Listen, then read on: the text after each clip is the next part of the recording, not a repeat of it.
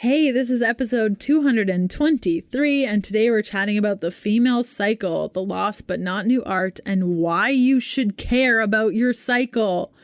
The two main events of your cycle: ovulation, your period, what happens if you don't have a period and you want to cycle your body and your food with your cycle. Focusing on the first half of your cycle and how that's different than the second half of your cycle, thoughts about estrogen and why estrogen is important, how to optimize your productivity, brain, food, workouts, relationships for every phase of your cycle. Now, this is work I've been doing for, I want to say, about 9 months, and it's been really, really helpful for me in tracking my cycle, understanding my energies, really potent, powerful stuff. If you want to learn more about this work, you can head on over to happyketobody.com. That's my 12-week program that could be helpful for you in working through some of these areas. If you have questions about today's content, you can go to healthfulpursuit.com/contact and ask me anything. Catch up on previous podcast episodes and notes from today's show by going to ketodietpodcast.com. Now, our guests today are Dr. Alex Golden, MD, and Megan Blacksmith, who's a health coach and functional diagnostic nutrition practitioner of Zesty Ginger, and both create alongside each other at Zesty Ginger, working with premenopausal women in an online group format. They focus on balancing hormones and supporting detoxification by teaching women to use the phases of their menstrual cycles to their advantage. The natural ebb and flow that happens to our hormones, organ systems, and bodies overall as women is there to renew and strengthen us. When we work with our natural cycles of our bodies, we allow ourselves to heal and recover on a level that few of us ever reach when we operate with the rules of the hectic modern world. Even the alternative medicine world has lost its connection to how the female body operates. Most protocols and health programs out there show no regard for the cycles that govern the flow of our bodies as women. By focusing on different activities, elixirs, foods, and rituals each week of our cycle, we can help the body detoxify naturally. They are the founders of the PMS Project, Healthy Hormones Group, as well as the host of 4-Phase Cycle podcast. You can learn more by following them at Zesty_Ginger. They also have an amazing program that you can find out more by going to zestyginger.com/healthy hormones. Okay, let's do this thing. Hey, I'm Leanne Vogel, and you're listening to the Keto Diet Podcast. I've put together a free 21-page guide on achieving weight loss on your keto diet if nothing is working. Did you know imbalanced hormones are generally at the core of all struggles that women face when it comes to our weight? Grab your free guide at ketoforwomen.com to get the steps you need to overcome the hurdles standing in your way. Thanks so much for listening, and let's get started with the show.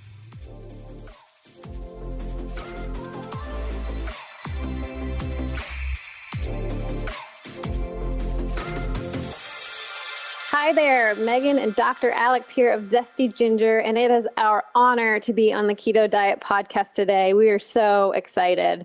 So when Leanne reached out to us about sharing how we help women optimize their cycle by focusing on the different phases of their cycle, she didn't even know how serendipitous this request was for us and for me. So a few years ago, my name is Megan, was looking for some support for my husband who had just been to rehab, had a really unhealthy relationship with alcohol, and all my research said that the keto diet would be really supportive for him when he got home and in recovery. So in my research, I of course came across Leanne and first started by binging on her YouTube account, which is amazing. And I just fell in love with everything she was sharing and the way she was sharing it. And then I went over to the podcast, and then I purchased her Fat Fuel program, and we were off. We were on the keto plan. So while my husband was gone for the 30 days, I did a test run of keto because I'm a planner and I wanted to have lots of meal ideas and see how it worked. And I'm also always experimenting on myself because we work with women on their hormone health and want to understand how that would affect hormones. We also test our hormones often and consistently using the dried urine test for comprehensive hormones. So I thought it would be helpful for me to kind of track and see So I was also in a really bad place, personally and emotionally at this point. So I was kind of happy to have this structure. I was happy to lose the sugar, which I knew my body couldn't handle on top of the added stress. And I also just stopped any caffeine consumption. So I just wanted to feel as good as possible physically, knowing like the external stressors and then just the mental emotional stressors I had. So my theory was, I can't really control my surroundings, but at least I can control my blood sugar. So first time through, 30 days was super easy, smooth sailing. I felt amazing. Like never needed to use willpower. Obviously, Leanne's program made it even easier. It was all spelled out for me and things went well. Fast forward later, husband comes home. He's not ready right away. So it was about 6 months later that we jumped on board again and we started in. We picked a random Monday start date and we're on the plan. And now this time around, it was like pulling teeth.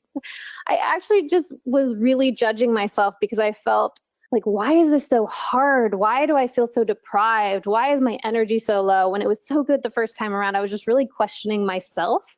Which all led to some deeper digging. So Alex and I both love tracking. We love numbers. We love stats. That's why we use functional lab work. And I started to relate this to where I was in my cycle and which phase of my cycle I was in. And as it turns out, I happened to start the program the first time around right after my period. So I was headed into that phase 2 of my cycle. That's what I call it. And we'll talk about that later on in the podcast, but which happens to be the optimal time to start anything new. So your brain is open and receptive at this time. And then the second time I started, it was about 5 days before my next period, which is the worst time. So this is when Alex and I just became really fascinated with the cycle and how it was impacting every single decision we made. Right, Alex? Absolutely. So yes, we started to dig into all things female cycle related and really tracking how we felt the entire time. And what we found was that for each of us, we were just shocked at how much was impacted by where we were in our cycle. And we began to get more and more interested in it. For me, as someone who struggles with severe endometriosis, and I had premature ovarian failure at 27 that I then recovered from using all of this that Megan and I have put together. And, I had at this point was really struggling with endless spotting. I wasn't ovulating well. I just had all of these symptoms, and I knew that they were hormone related and I knew that they came cyclical. But what I came to realize very, very quickly when looking into this was that so much of my internal state and my mindset came from what my body was trying to do inside the cycle. And I was attributing it to all of these things external to me. And like Megan was saying, desperately trying to hold all these things into place. And we all know how well that works, right? It was all an internal game. And once I began to step away from trying to control my body into not having these symptoms and forcing it into recovery, I just dropped into this place of compassion and working with myself. And Megan and I were like, oh my God, the power behind this. It's like vacuuming your house for a long time without ever plugging it in. Like you can get the lines on the carpet, but it doesn't make your carpet any cleaner. And when we finally plugged it into the outlet, we were, of course, like, oh my God, this is so true. And Megan really came to find that for her, caffeine and sugar were during ovulation and before her cycle, kicking off major symptoms and just changing the way she interacted with her world.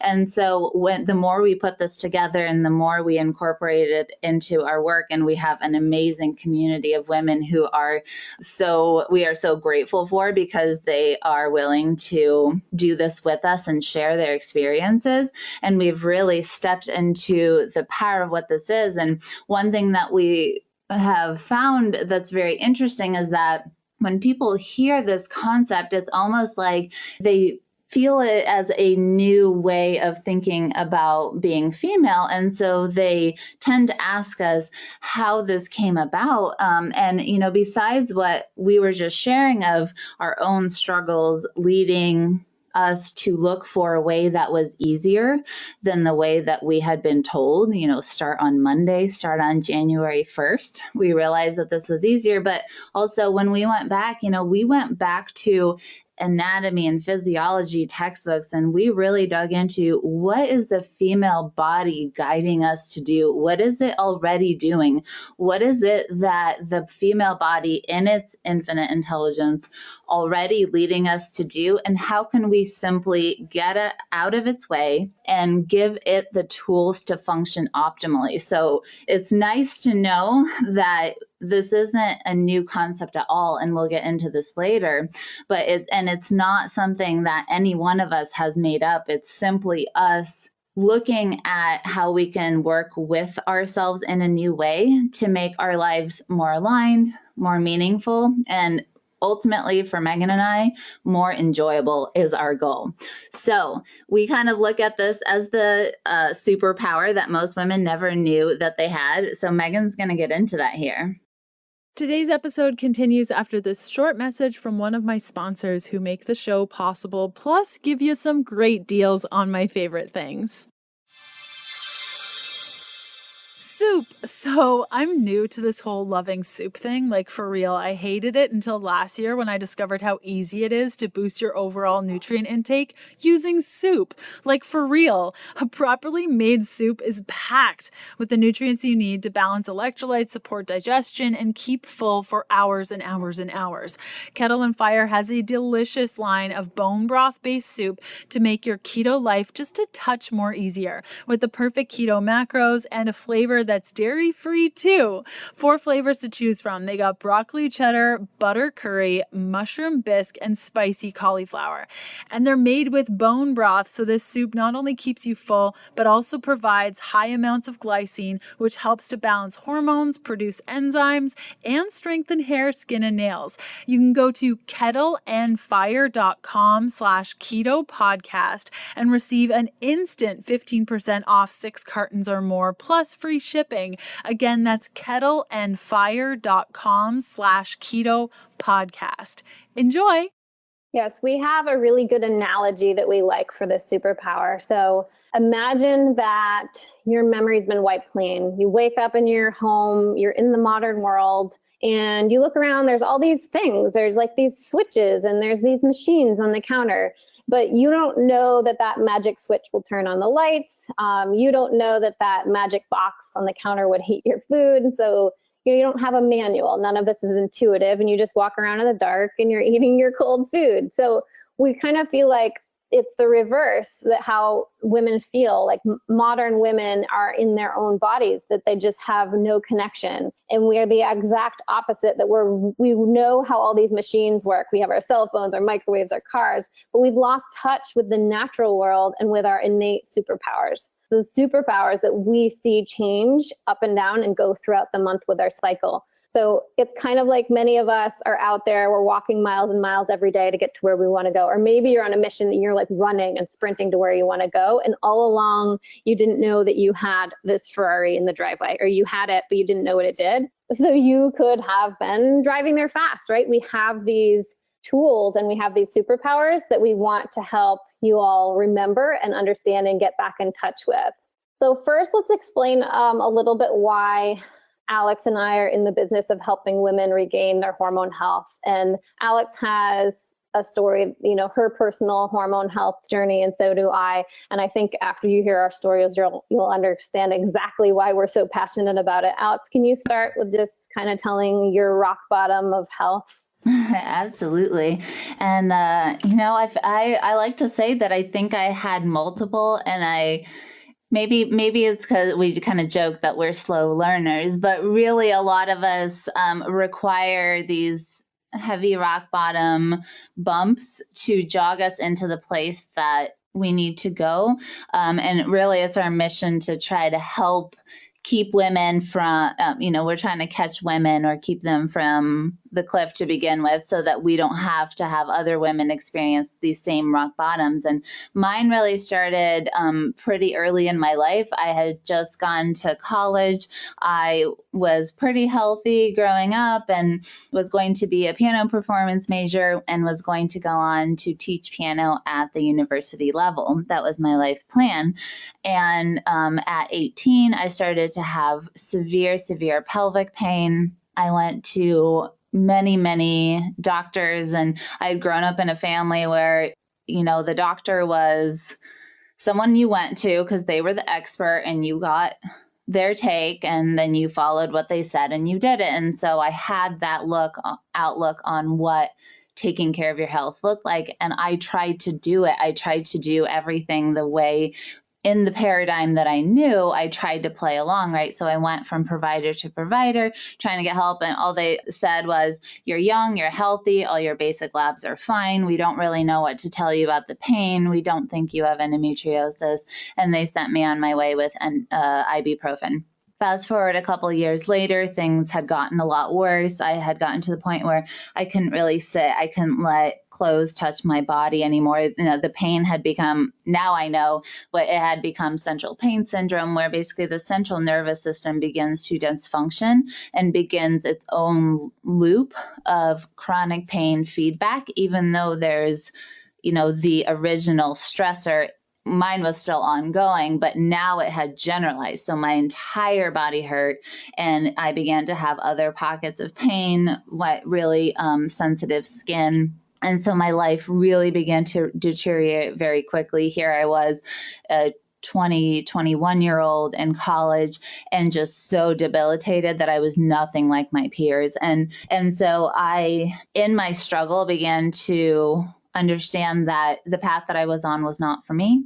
And I began to apply to medical school. I switched gears and went on to become an anesthesiologist. I trained at the University of Chicago, and now I'm going on to a chronic pain fellowship so that Megan and I, part of what we want to do is help women with their overall health, and I want to help women with chronic pain syndromes. And in the process of going through medical school, I still had my own struggles, and eventually that culminated at 27 when I was told, you're going into premature ovarian failure. If you want to ever have kids, you have about 6 months, and that is probably going to be it for you. So I had surgery. They said, you had undiagnosed endometriosis this whole time. So, point for me for diagnosing myself. I had 3 rounds of high-dose IVF trying to kick my ovaries into high gear because they weren't doing much, which ultimately failed. And, really that was my absolute rock bottom that I hit, that I said, this paradigm that I've been trying to play in does not work. There's something wrong here. There is more to the story.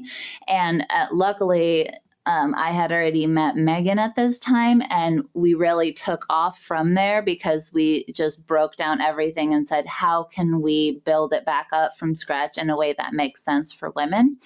And so we're so grateful that we got there, but it was not an easy road. And I don't want that for anyone else. And Megan has a very similar story to mine. Yes, mine is similar in that after I had my first child, who is now almost 9, I like to say I fell off the hormone cliff. I had a really rough postpartum experience, but not until about 9 months or a year postpartum. And I just started to experience things I had never felt before. It wasn't like old symptoms coming back.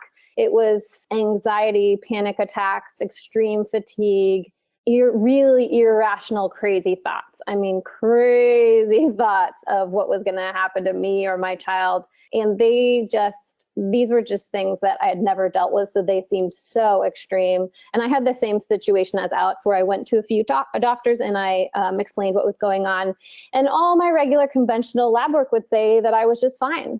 So the lab work says I'm fine. I wasn't overweight. They said, I think you're good. Just, it just must be what this is like to have a new baby. And I kept thinking, this cannot be what it's like. Nobody would have multiple children. And luckily, I kept searching and I trusted my gut. And at that point, I found a holistic practitioner who used clinical nutrition and functional lab work. For me, functional lab work really was the key. So these are tests like the Dutch that we use now and neurotransmitter testing, where I finally saw the way I felt and the way my labs worked, they lined up. So I no longer had that you're crazy thing going on that I felt most people were saying, or it's all in your head.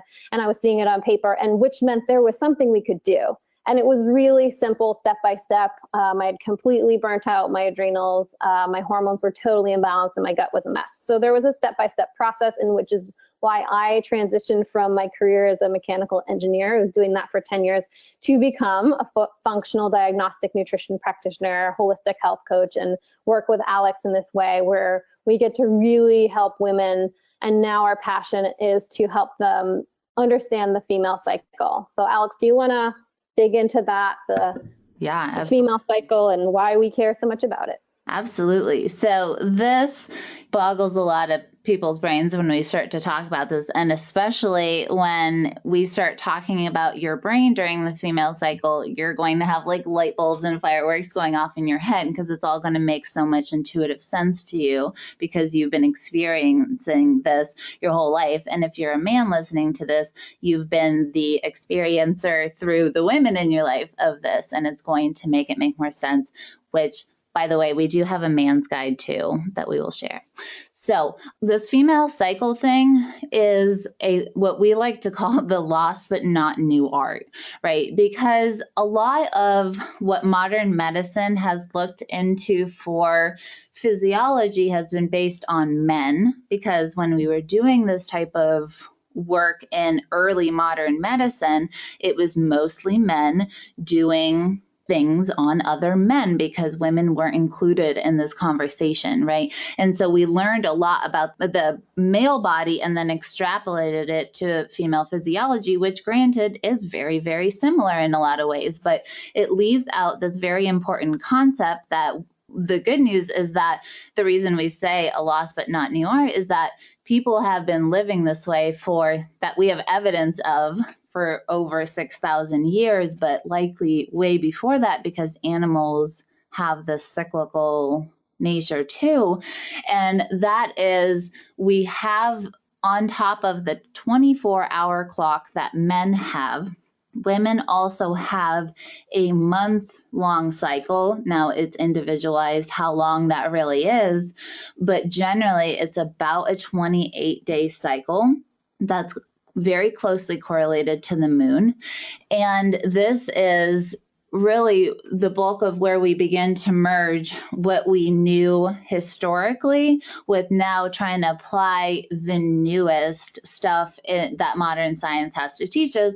And there really is more and more now. For example, we just did a webinar and we were talking about carbohydrates in women, and there are now studies being done on young female athletes, specifically looking at intake for them. And so we are now catching up to it, but this has been known and experienced for a really long time. And so we want to make sure that we challenge these assumptions that we've had with applying male physiology to women and say, how are we different and how can we best utilize what our bodies are already doing?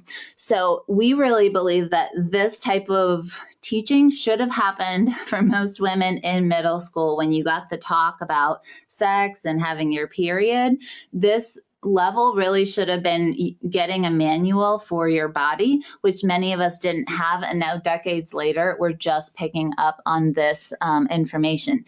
The good news is that we can take this information and there's a ton that we can do that empowers us to control our mindset and our physiology in this very compassionate, loving way towards our body and to work with what the body is already doing rather than fighting against it. So what we found is that it powerfully impacts your energy and vitality, and you get to spend less time and effort doing it, which is so crucial because many of us are, we got plans. We don't have time to sit around trying to muscle our bodies into doing something. Today's episode continues after this short message from one of my sponsors who make the show possible, plus give you some great deals on my favorite things. Finding a physical training program that pushes you to grow physically and mentally isn't that common. Most fitness apps focus on one or the other, but not both. The XPT app supports a lifestyle rooted in the most basic yet powerful human trait, the ability to adapt. With the comprehensive Breathe, Move, Recover curriculum, the app is designed to stimulate growth in all aspects of human performance. I've been incorporating the CO2 tolerance exercise before my daily morning meditation. I thought I was good at breath work, but this class is a challenge, and I like challenges. When I first started the class, I resisted it a lot. I thought it was stupid, but wow, 10 minutes into my first class, I felt happier, lighter, calmer. It was crazy. I've done the CO2 tolerance class for 10 days consistently, and it's gotten so easy. I can do the whole class without gasping for air. My breathing throughout the day is way more balanced than it used to be, and I've found that I'm able to maintain more even breath through my vinyasa yoga classes, which is aces for me. XPT is offering access to this revolutionary training app for free. Go to xptlife.com/keto. That's xptlife.com/keto to download the app for free and start seeing how easy it is for you to adapt and how powerful you realize you are when you do.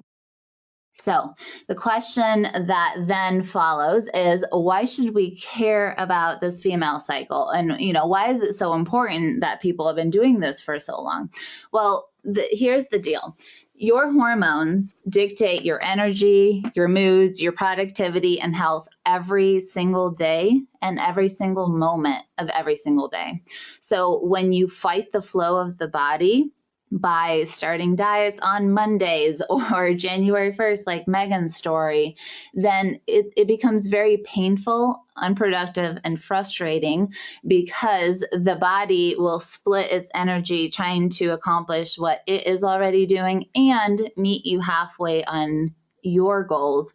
But what's much more powerful is actually merging this together and helping use your brain to its full extent to allow you to live happily in your life and really participate in the world the way that you want in a conscious way.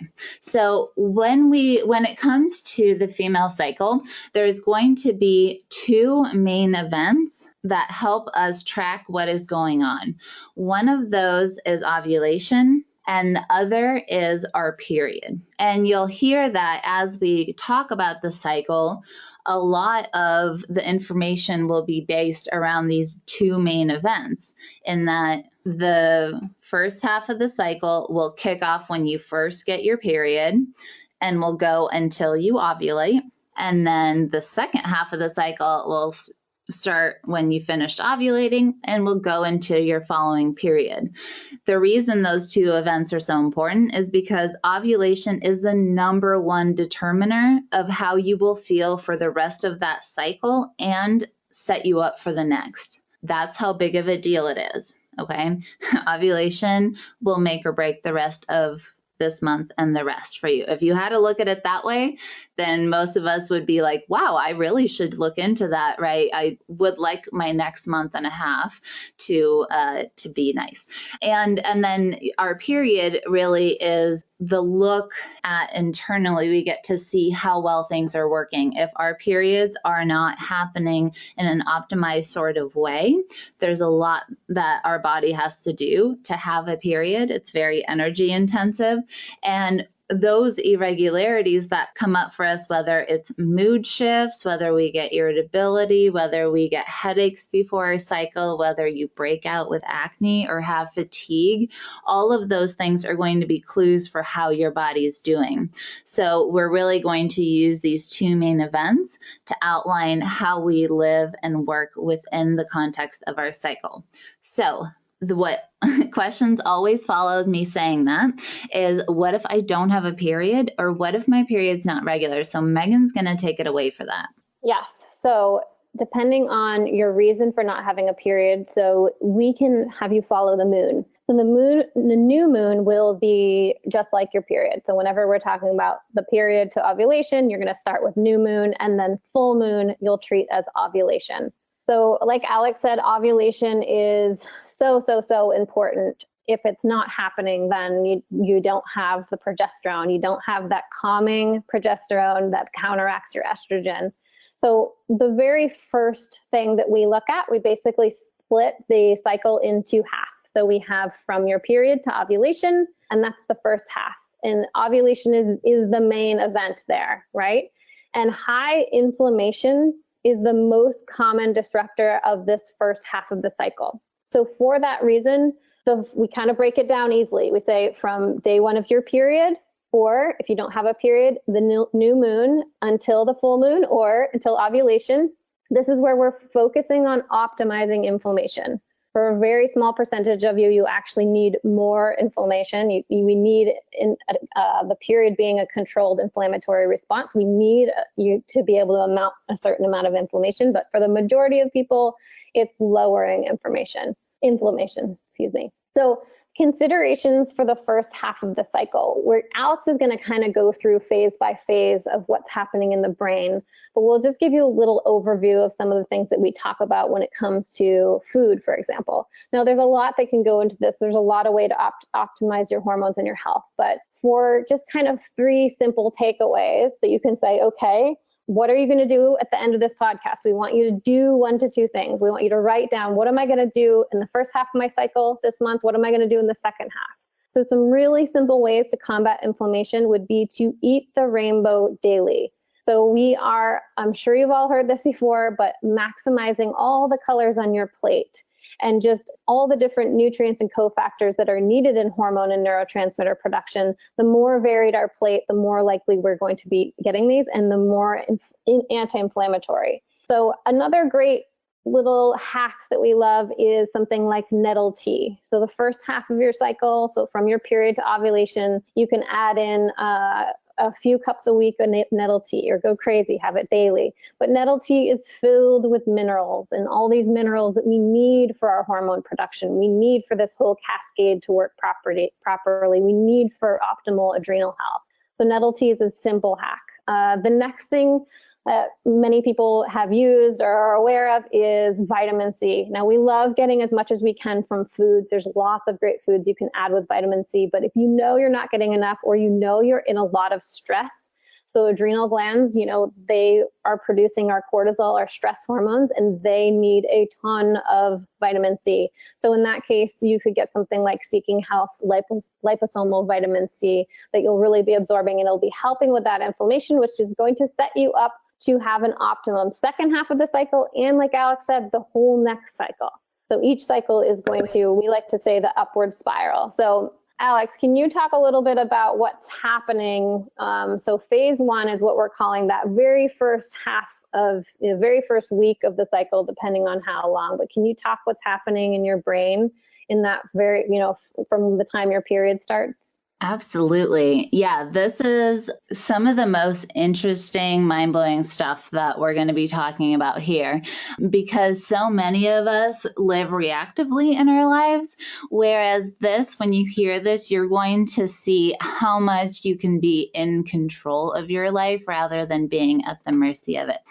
So this first half of the cycle, from the start of your period until ovulation, is just broken down into phases 1 and phases 2. And they're going to be split up equally between the days from, however many days for you that time period is.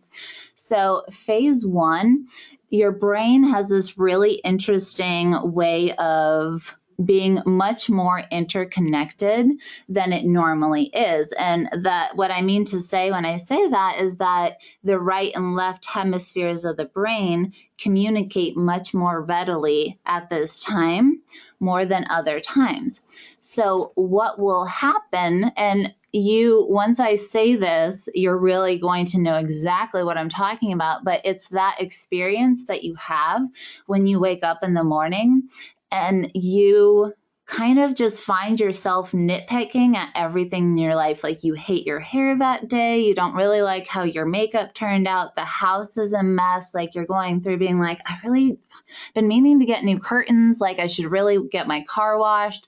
And it'll go on. And basically what it's doing is in its interconnectedness, it is finding things to think about and begin to work on them, because that is what the brain is really good at doing. But if you don't direct it, what it will do is basically go to work nitpicking at every little thing in your environment because you have not told it what exactly it needs to go to work on. Therefore, in phase 1, the word that we most strongly associate with this is planning, right? This is an introspective, quiet time. Most of us are drawn when we first have our periods to get quiet, be alone, do a little bit of thought and journaling and meditation, and you'll likely be resonating, even if right now you haven't been so much taking advantage of it, but even just being called to sit on the couch and Netflix is your own body telling you this phase 1 time is time to go in deep, right? So we're going to turn inwards for a little while and begin to plan, do a little bit of introspection, and come up with a prioritized list of what is most important to us in our lives. And that is how, when we consciously pick for this cycle, our top 3 to however many you have, we would say keep the number on the smaller side. But when you really begin to prioritize what is most important to you, then your brain can go to work coming up with a plan and a schedule and a way to tackle everything for those major goals. And then you do a lot less of nitpicking at yourself and just slowly breaking yourself down like we all tend to do. There are ways that we can, in addition to helping realize that phase 1 is an introspective time where we do our planning so that we take action in phase 2. I'm skipping ahead a little bit, but that's what it'll be. When we take action in phase 2, it will come from an aligned place where you're not trying to be everything to everyone. You know exactly what you need for you, and you know what it will look like roughly to get there, right? You're not figuring out your life's problem in a cycle. The beauty of a cycle is that you'll have 12 to 13 of them this year. So you get to move slowly but methodically towards your goals with this sort of thinking. So a way to support your brain during this time is to do slow and steady movement of any kind. That may be yoga, that may be taking a walk with a girlfriend, that might be a slow run if you're a big runner, but you should be able to, whatever you're doing, you should be able to speak in complete sentences during this time. A mantra that we really love for phase 1 is, I am safe to be myself. And we love writing these down and putting them where we can see them. One thing that we love about this mantra is that I am safe is a signal that we need to send our body in order for the body to feel safe ovulating, because ovulating is optional. Right? We don't need it for survival, but we do need it in order to thrive.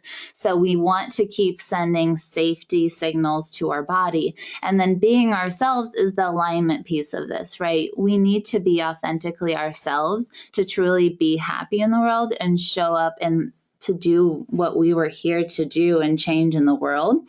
And so this mantra really puts together the best of all that is phase 1 and the best way we can use ourselves to, show up powerfully in the world, which is coming up next. But first, Megan is going to get into some productivity tips for phase 1.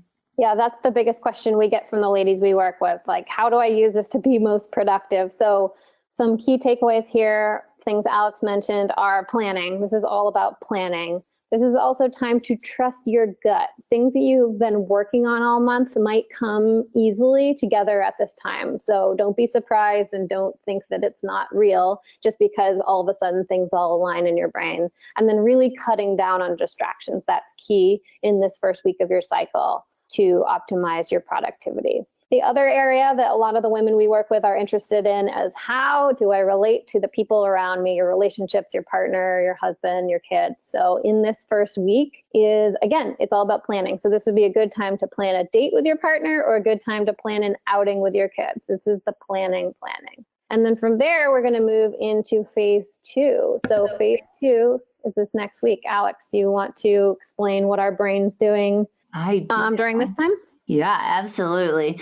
This is one of our favorites. This is when we finished with our period and we're heading into ovulation. And this is when our hormones powerfully surge to, ultimately kick off the ovulation process and make it happen. So phase 2 is when our brains and therefore our bodies are primed and ready to go. So out of the alignment of phase 1, the phrase that we love the best that characterizes phase 2 is massive action. This is when you don't give your brain direction, it will just sort of go to work getting excited about anything and everything until you can't keep going with it and you kind of feel like a failure instead. And see if you can relate to this. This is the time when you're like, oh, what would be a fantastic idea is if I ran a half marathon, a month from now. I think I could do that, right? And you get a plan and you put your shoes out and you get your outfits and then half a week goes by and all of a sudden you're like, wow, I did not think this through of how this would fit into my life, right? And then you kind of just feel like having started 10 million things, all of a sudden you're sitting there going, I have no idea what I'm supposed to be actually working on. And you kind of let everything go because it gets so frustrating to try to keep all the balls in the air, right? So this is the best time to take those priorities that you identified in phase 1 and identify for each of them, every day, what are 1 to 3 tangible, moving the needle forward steps that you can take that powerfully get things done. We aren't thinking in terms of to-do lists, we're thinking in terms of massive action and taking whatever step is necessary to move things forward. A lot of times, this is not stuff that's as time consuming as it is things that are scary and move us outside of the comfort zone. Luckily for us, the brain, when we use it at this time, is on our side. You have the hormones and the energy and, you feel brave. And so this is the time to say, I could sit and rearrange my website and change the theme 8 million times, and we can call that being busy. But what massive action really is reaching out to that influencer you've been reaching, you've been wanting to get to know and actually introducing yourself and maybe sharing some of your work.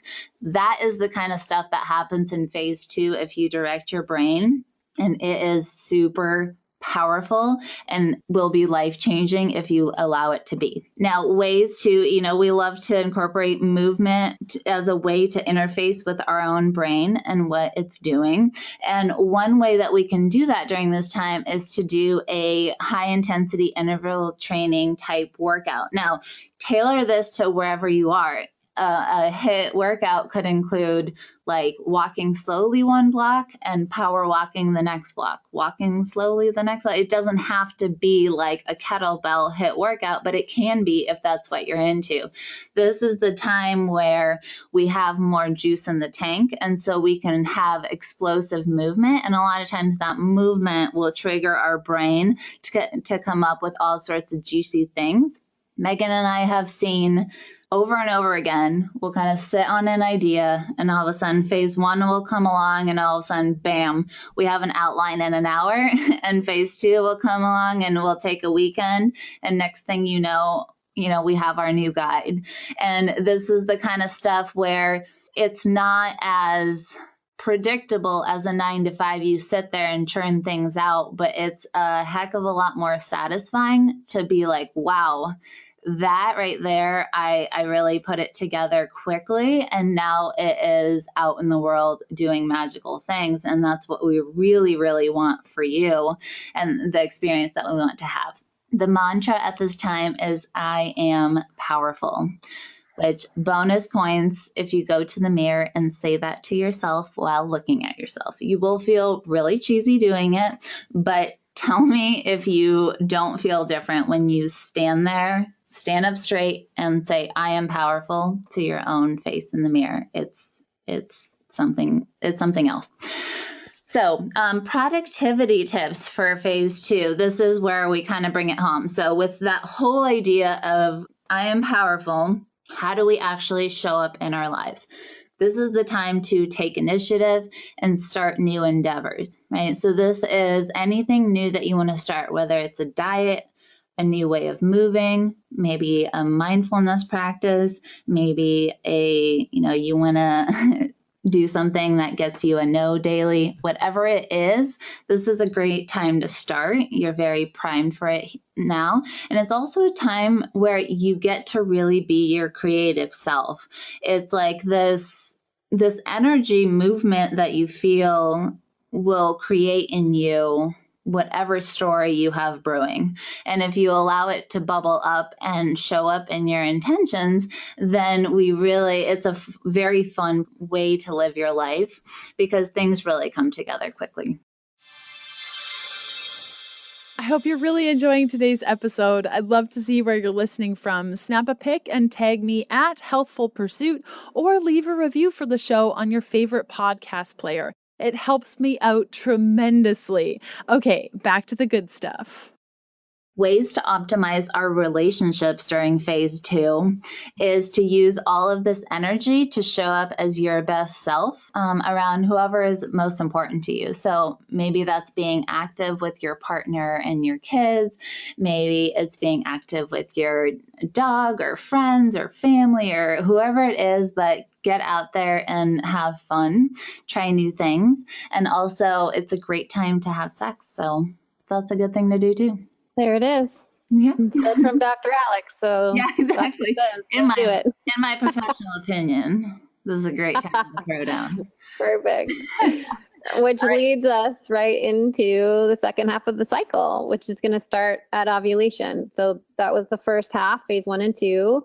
And then now we have the second half, which we're made up of what we're calling phases 3 and 4. So for somebody who has a 28-day cycle, there's probably going to be 14 days left, and they're probably going to be a week each, but not everybody has that same amount. So at this point, the second half of the cycle, we are really focusing on detoxification. So first half, we were focusing on inflammation. Second half, detoxification. If that's the only thing you take away, then that's great.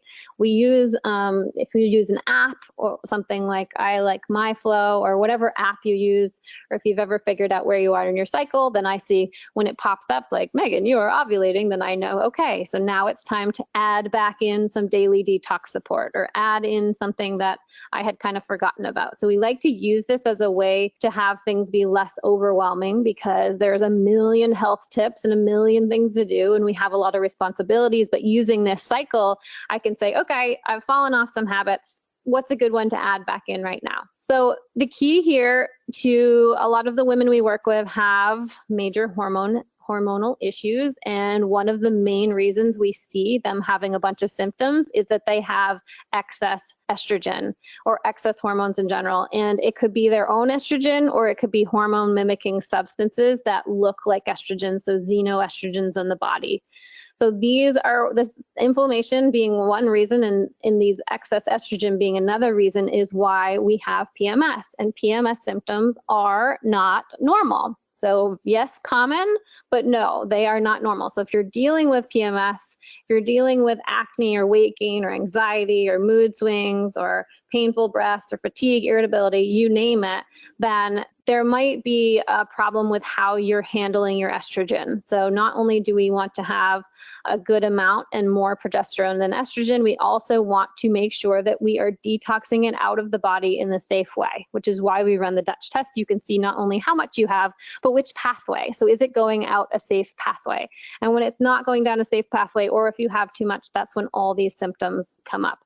So since hormones generally, or even your natural hormones, are higher during the second half of the cycle, right? Because that comes with ovulation and second half of the cycle, we do need to make sure our liver and our detox pathways are optimized and working really well so that we won't be dealing with those symptoms. So some foods can really help with this, and we love using foods when possible. We have seen shifts on the Dutch test with women's estrogen and the way they get it out of the body, we have seen it shift from going down the cancerous pathway to going down the protective pathway just by adding cruciferous veggies every single day. Because I've had people say, I just don't want any more supplements. And we say, okay, do this daily. I actually aim to have one at every single meal if I can. So these are things like broccoli, cabbage, kale, cauliflower, asparagus, arugula, all the different sprouts like broccoli sprouts are all really fabulous in this category to start helping your body do what it's already doing. It naturally is detoxing every day,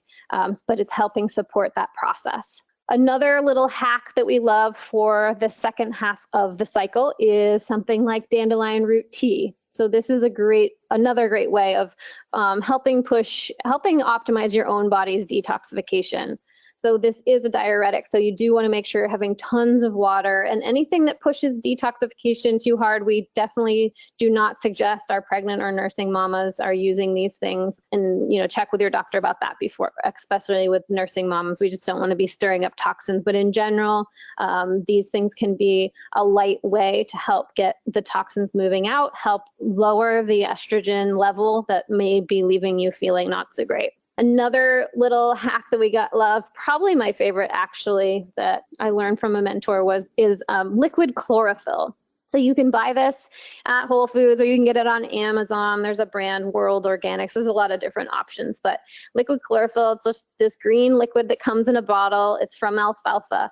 And this is kind of like having a green juice, but we just add a tablespoon of this to a glass of water. I also like to do that with cranberry concentrate, another tablespoon of that, and a half of a lemon. And this elixir in the morning, this alone has completely changed people's lives that we work with. I had someone in my family who wasn't willing to make any healthy changes in food. And this was the one change he was willing to make. And he's, I'm totally regular now, Meg, and I feel like I have so much energy. So this is the kind of thing that we like to have people add, especially if they're resistant to other changes. It's just like, you're already drinking water, you're gonna just have this one extra elixir a day, and it can really, really change your cycle. When we do a cycle challenge, it's just 1 week long, and we've had people have an impact and a change just in 1 week.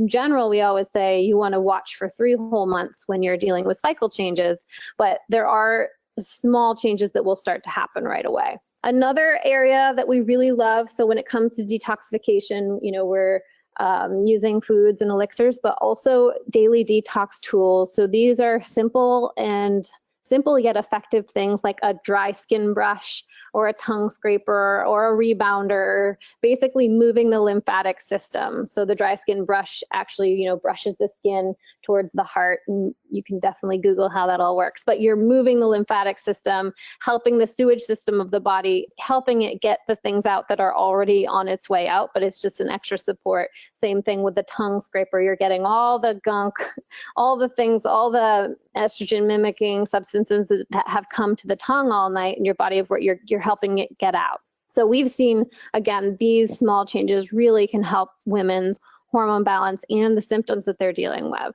All right, so as far as that goes, so now we're splitting that.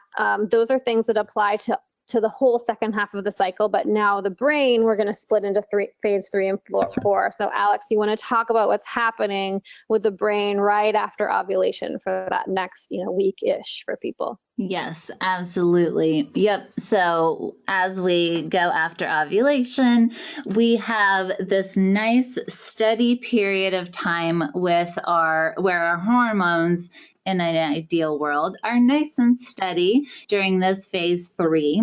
And what that helps our brain do and what it's primed to do is small but consistent changes forward, right? So in phase 1, we took some time, we prioritized and aligned. Phase 2, we took massive action steps towards those goals. And now in phase 3, it's still a very action-oriented phase. It's one where we want to do things, we want to move things forward. Our brain is looking for small, quantifiable changes that move us forward on our goals. But when we don't give it direction, and your brain goes to work trying to small but consistent changes move everything forward, it is so completely overwhelming that people feel like this is a classic time where PMS starts to come into play, where people will have mood swings and irritability and insomnia, and they're up between 1 and 3 in the morning, which is liver time, processing these high estrogens, but also they're ruminating on things and having this experience where their brain is going to work doing this, and they're not in control of it. And so it's keeping them up and doing, having negative effects. And we really want to take the control back and beat that overwhelm and say, this is where for our goals, we can say, as we move things forward, we've taken the explosive changes. Usually that first week of a new diet or a new exercise are like super fun. Everything's new. Even by week 2, it's a different game. It's a different sensation where you're kind of like, okay, how do I play with this? How do I see how I could improve this in my life? You start playing around with, you may be following a meal plan, but you start tailoring it for you a little bit and seeing how you respond. These are the very practical ways of interacting with your own world to make it perfectly suit whatever you need. And that brings us to our mantra for this one, which is, I deserve what makes me happy. I deserve, because a lot of us are looking for worthiness outside of ourselves. And we use this as a reminder to say, we do already deserve the things that make us happy, and we are worth taking action for our goals for ourselves. This is not for anyone else, but we bring it back to us that it is me that deserves to be happy doing whatever it is that makes me happy, right? So it's kind of a great reminder of what our brain is already doing at this time. In terms of interacting with our brain and with our physiology through our body, the best way we can do this is through active cardio. So this is still, like I said, an action-oriented time during the female cycle.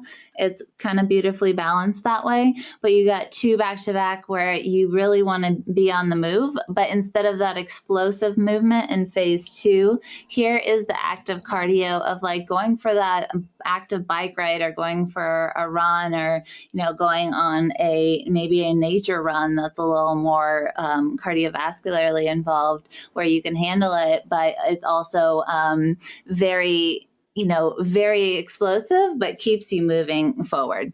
So that is phase 3 movement. So optimizing your productivity at this time, let's bring it home to the most actionable items. This is the time to get really strategic, right? We're going to focus on the things that put one foot in front of the other. You are not trying to break any records here, but you're saying for your biggest priorities, what can you do today that's small but consistent, that sets up your world in a way? Remember, this is different than the explosive changes that come in phase 2. This is more of what do you do to set up your world on your end to make it work for you. All right, optimizing your relationships during phase 3. Remember, this is right after ovulation. This is the best time to have important conversations.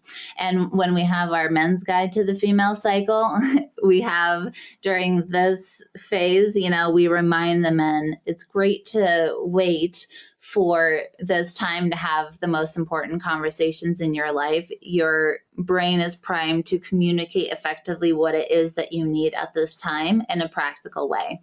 It's a great time to tie up any loose ends you have hanging that have kind of been bugging you. It's a great time to put together a little loose ends list and say, during this week, how can I incrementally knock these off and get those off my mental plate so that I can enjoy not having them weigh on me.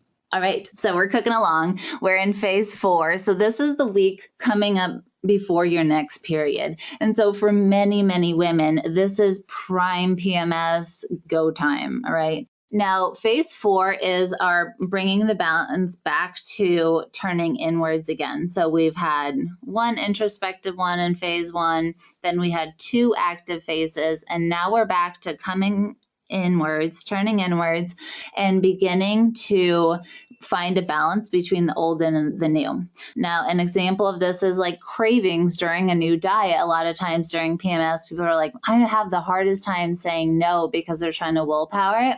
This is a time to say, what's the new balance that I'm trying to find? So, if this craving represents comfort, how do I, either meet that through food?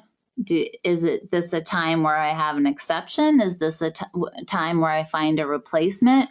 Or do I not need food at all? And if I identify that it's comfort, maybe what I need is like to hang out with a girlfriend and have a meaningful connection with someone, or have a date with our partner and make a meaningful connection, So it allows us to be more intentional with how we respond to the things that come up for us. At this time, it's really easy to feel like everything's out of your control because your brain is highly sensitive to hormone imbalances at this time.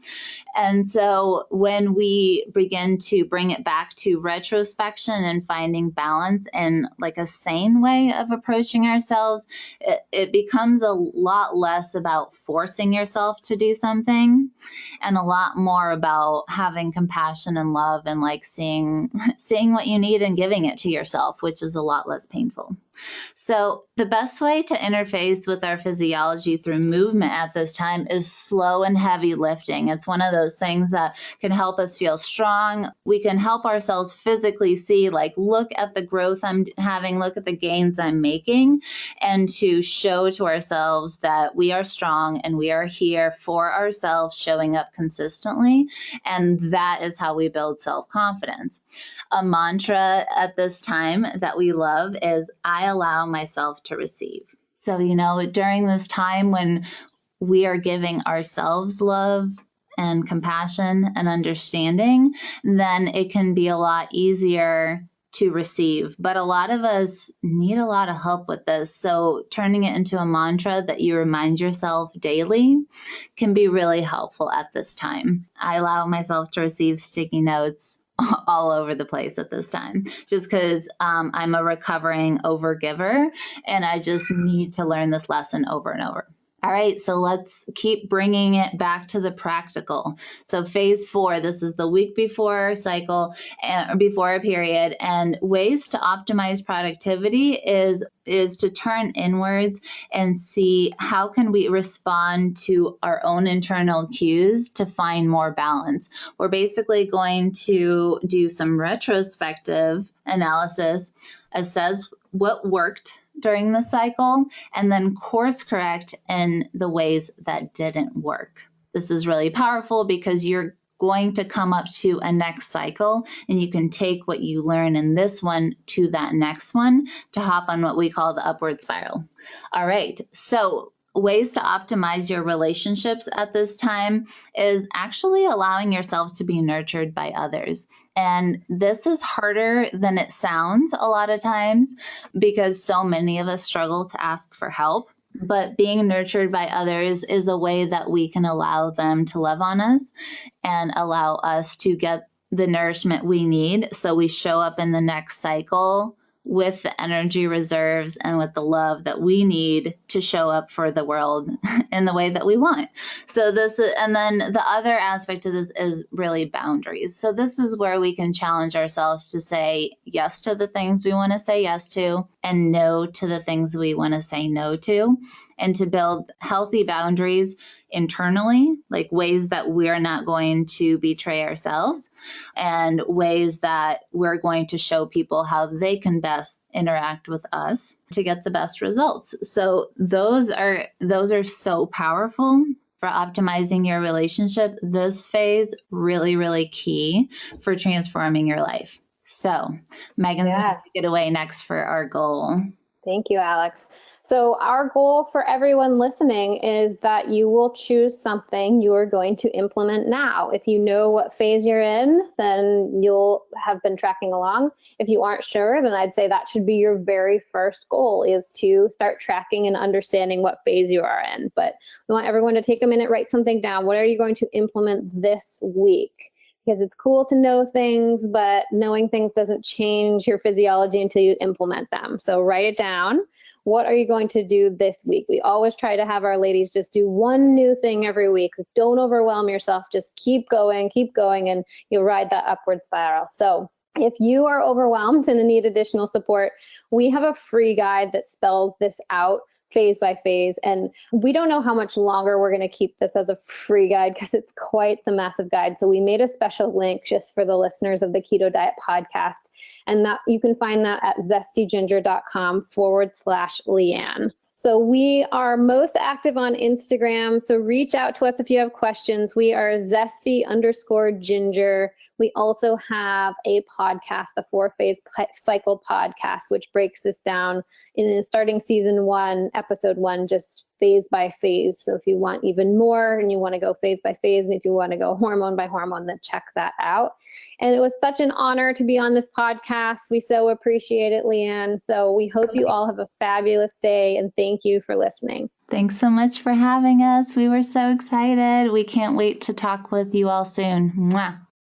Wasn't that a great episode? Like I said before, understanding that I am in a different cycle every week has been so transformative to me, of knowing what my boundaries are, knowing where my limits are, knowing when I don't have limits and when to go like balls to the wall, crazy awesome, has just been really helpful.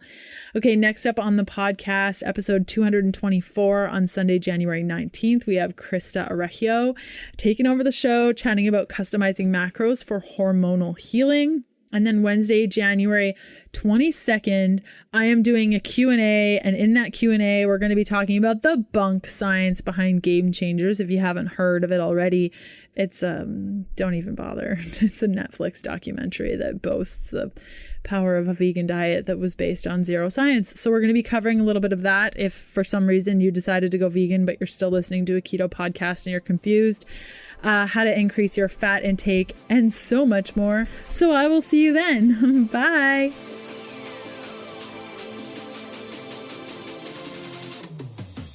Thanks for listening to the Keto Diet Podcast. Join us again in a couple of days to discover more Keto for Women secrets for your fat-fueled life. The Keto Diet Podcast, including show notes and links, provides information in respect to healthy living, nutrition, and diet, and is intended for informational purposes only. The information provided is not a substitute for medical advice, diagnosis, or treatment, nor should it be construed as such. We cannot guarantee that the information provided on the Keto Diet Podcast reflects the most up-to-date medical research. Information is provided without any representations or warranties of any kind. Please consult a qualified physician for medical advice, and always seek the advice of a qualified healthcare provider with any questions you may have regarding your health and nutrition program.